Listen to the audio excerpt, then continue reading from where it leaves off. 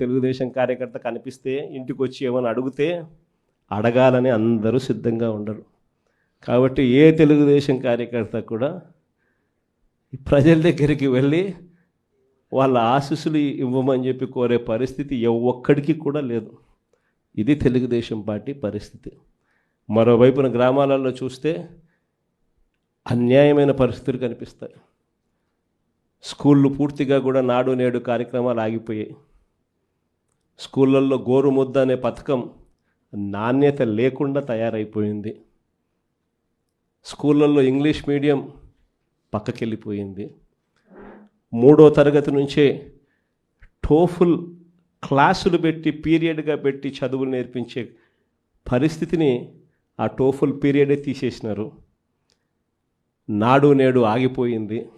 8వ తరగతికి వచ్చేసరికి ప్రతి పిల్లాడి చేతికి ట్యాబులు ఇచ్చి చదువులు చెప్పిస్తూ ఉన్న మన హయాంలో ఉన్న చదువులు పూర్తిగా అటకెక్కిచ్చేశారు. ఈరోజు గవర్నమెంట్ బడికి పోవాలి అని అంటే మన హయాంలో నో వేకెన్సీ బోర్డులో ఉన్న గవర్నమెంట్ స్కూళ్ళు చంద్రబాబు నాయుడు గారి హయాంలోకి వచ్చేసరికి ఈరోజు గవర్నమెంట్ బడా వద్దబ్బా అనే పరిస్థితిలోకి ప్రజలు వెళ్ళిపోయే పరిస్థితి కనిపించారు. అంతకన్నా దారుణం ఏమిటంటే ఆ ఇంజనీరింగ్ డిగ్రీలు చదువుతూ ఉన్న పిల్లలు, ఆ పిల్లలకు ఫీజు రీయింబర్స్మెంట్ ఇవ్వాలి. వాళ్ళందరూ కూడా పేదరికం నుంచి బయటికి పడాలా అని అంటే వాళ్ళకు ఇవ్వాల్సింది విద్య. ప్రతి కుటుంబం నుంచి ఒకడు ఇంజనీరో ఒక డాక్టరో ఒక పెద్ద చదువులు చదవగలిగితే ఆ కుటుంబం ఏ రోజుకైనా పేదరికం నుంచి బయటకు వస్తుంది. అలాంటి గొప్ప పరిస్థితులు రావాలి అని చెప్పి విద్యా దీవెన, వసతి దీవెన అని చెప్పి మన ప్రభుత్వ హయాంలో పూర్తి ఫీజులు కట్టిస్తూ, మరోవైపున బోర్డింగ్ లాడ్జింగ్ ఖర్చుల కోసం కూడా వసతి దీవెన పేరుతో వారి చేతుల్లో డబ్బులు పెడుతూ ప్రతి 3 నెలలు అయిపోయిన వెంటనే, ప్రతి క్వార్టర్ అయిపోయిన వెంటనే వాళ్లకు, ఆ తల్లులకు, ఆ పిల్లలకు వాళ్ళ చేతుల్లో విద్యా దీవెన, వసతి దీవెన డబ్బులు పెడుతూ గొప్పగా చదివించే కార్యక్రమం మనం చేస్తే ఈరోజు పరిస్థితి ఏంటంటే ఆ పిల్లలందరూ కూడా ఫీజులు కట్టలేక చదువులు మానేస్తూ ఉన్న పరిస్థితులు. విద్యా దీవెన, వసతి దీవెన గాలికి వెళ్ళిపోయింది చంద్రబాబు నాయుడు గారి పుణ్యాన.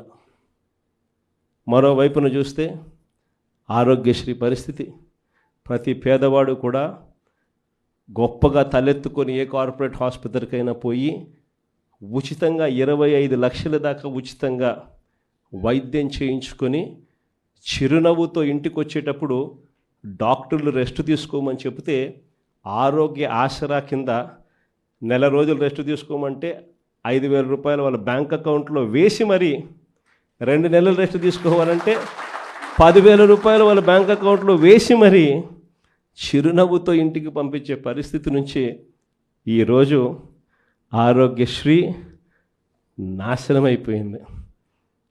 ఈయన వచ్చి 11 నెలలు అయిపోయింది. నెలకు 300 కోట్లు అవుతుంది ఆరోగ్యశ్రీ నడపాలంటే. 300 ఇంటూ దాదాపుగా 12 నెలలు 3,500 కోట్లు బకాయిలే. ఇవ్వాల ఆరోగ్య ఆసరాకు మామూలుగా సంవత్సరానికి 450 కోట్లు అవుతుంది. ఇవ్వాల డాక్టర్లు అందరూ, హాస్పిటల్స్ అందరూ ఆరోగ్యశ్రీ పేషెంట్ వస్తే మేము వైద్యం చేయము అని చెప్పి బోర్డు ఎత్తేసారు. అని ఇవాళ బోర్డు తిప్పేశారు. ఇవాళ ఏ పేదవాడికైనా కూడా ఆరోగ్యం బాగోలేకపోతే అప్పుల పాలైతే తప్పనిచ్చి వైద్యం అందని పరిస్థితిలో ఆ పేదవాడు ఉన్నాడు. మరోవైపున వ్యవసాయం, మన ప్రభుత్వం ఉన్నప్పుడు పెట్టుబడికి సహాయం కింద, రైతు భరోసా కింద రైతన్నకు పెట్టుబడికి సహాయం ఇస్తూ ఆర్బీకేను వాళ్ళ గ్రామంలోనే పెట్టి దళారీ వ్యవస్థ లేకుండా పంటలు సైతం మనమే కొనుగోలు చేసే ఒక గొప్ప కార్యక్రమం మన హయాంలో జరిగితే, ఈరోజు చంద్రబాబు హయాంలో రైతుకు పెట్టుబడి సహాయంగా ఇచ్చే కార్యక్రమం గాలికి ఎగిరిపోయింది. ఆయన ఇస్తానన్నది మోసంగా మిగిలిపోయింది. మన హయాంలో రైతులకు ఉచిత పంటల బీమా అందే కార్యక్రమం మన హయాంలో ఉంటే, ఈరోజు రైతన్నలకు ఇన్సూరెన్స్ కట్టుకునే పరిస్థితి కూడా లేకుండా రైతన్నకు తయారు చేశాడు. ఆర్బీకేలు నీరు గారిపోయాయి. ఈ క్రాపింగ్ అనేది కనపడకుండా పోయింది. మొత్తానికి రైతన్న పంట పండిస్తే రైతన్న పరిస్థితి ఈరోజు ఎలా ఉంది అని అంటే, రైతన్నకు ఏ పంటకు కూడా ఈరోజు గిట్టుబాటు ధర లేని పరిస్థితిలో ఈరోజు రైతన్న ఉన్నాడు. ఒక్క పంటకు కూడా ధాన్యం కానీ, మిర్చి కానీ, పత్తి కానీ, కందులు కానీ, పెసలు కానీ, మినుములు కానీ, శనగ కానీ, జొన్న కానీ, చీనీ కానీ, అరటి కానీ, కోకో కానీ, పామాయిల్ కానీ, ఏ పంటకు ఈరోజు గిట్టుబాటు ధరలు లేవు. రైతు ఈరోజు అమ్ముకోవాలంటే దళారీలు పాలైపోయిన పరిస్థితి ఈరోజు రైతు పరిస్థితి. ఇలా ఈరోజు చూస్తే ఇంతటి దారుణమైన పాలన ఒకవైపున జరుగుతూ మరోవైపున స్కాముల మీద స్కాములు, కరప్షన్ అంటే విచ్చలవిడి కరప్షన్ జరుగుతూ ఉంది. ఈరోజు ఇసుకే మన హయాంలో గవర్నమెంట్కి డబ్బులు వచ్చేటివి సంవత్సరానికి 750 కోట్లు. ఈరోజు గవర్నమెంట్కు ఇసుకలో రూపాయి డబ్బు రావడంలా, కానీ రేట్లు చూస్తే మన హయాంలో కన్నా డబల్ రేట్లకు అమ్ముతున్నారు.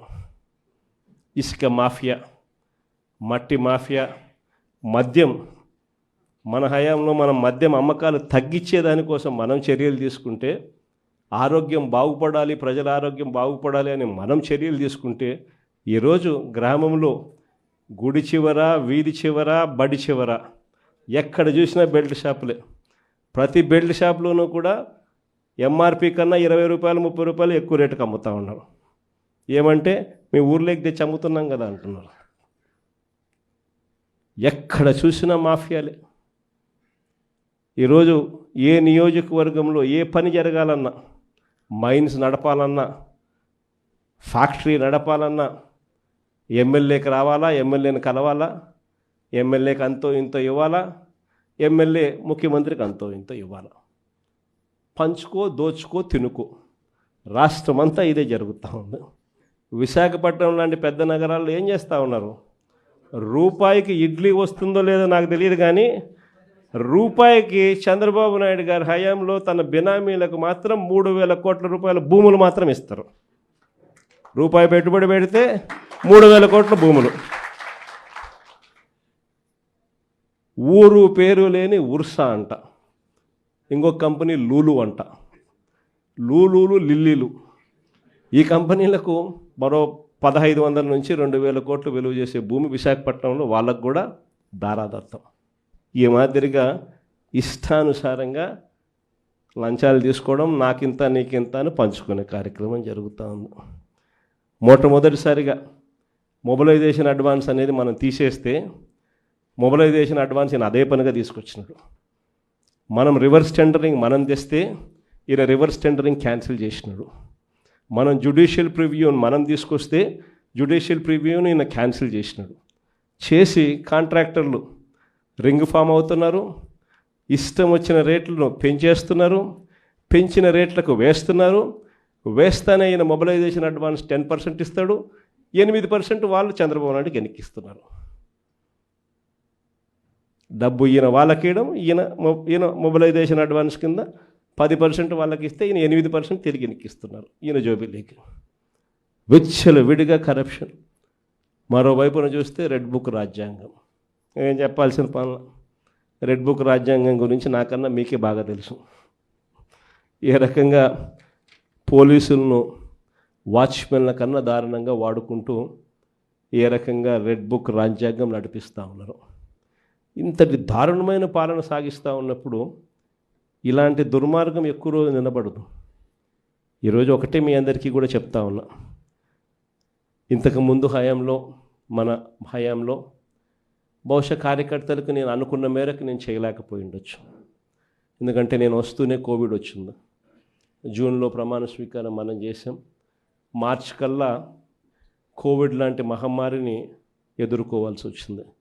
ఇంతకుముందు ఎప్పుడూ కూడా ఊహించలేదు, ఇంతకుముందు ఎప్పుడూ కూడా చూడలేదు. రాష్ట్రంలో అయితే నాకు ఊహ తెలిసినంత వరకు నా వయసులోని ఇలాంటి పరిస్థితులు కూడా ఉంటాయి, ఇలాంటి సమస్యలు కూడా రాగలుగుతాయని కూడా బహుశా ఎవరికి కూడా తట్టిండదు. కానీ ఈసారి మాత్రం మీ అందరికీ చెప్తా ఉన్నా, ఈసారి మీ జగన్, మీ బిడ్డ మీరు పడతా ఉన్న కష్టాలను చూశాడు, మీరు చూపిస్తూ ఉన్న తెగువను కూడా మీ బిడ్డ జగన్ చూశాడు. మీ అందరికీ మాట చెప్తా ఉన్నా, నెక్స్ట్ జగన్ 2లో మాత్రం కార్యకర్తలకు పెద్దపీట వేస్తాను అని మాత్రం ఖచ్చితంగా చెప్తాను.